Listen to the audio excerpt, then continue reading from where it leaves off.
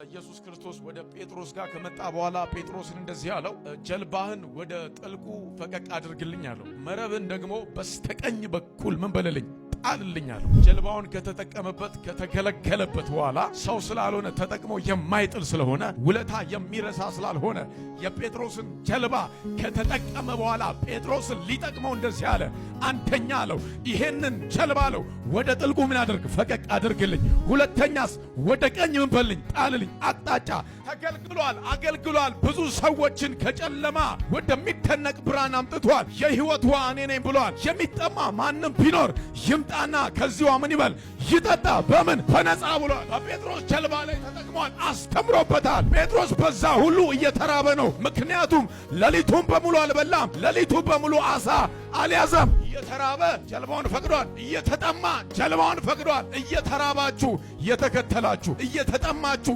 የተከተላችሁ መልእክት አለ ለእናንተ ይባርካችሁ ዘንድ አቅጣጫ ያሳያችኋል። በቃ ተጠቅሞ ጥሎ ሊሄድ ነው ብሎ ፈቅደንለት ታይማችንን በልቶ ሌሊት እንኳን አገልግለን ሌሊት እንኳን ለፍተናል፣ ቀን እንኳን እንዳንሞክር ሰዓታችንን በልቶብን ጊዜያችንን ወስዶብን ሊሄድ ነው ብለው በልባቸው ሲያጉረመርሙ አሁን የእናንተ ተራ ደርሷል።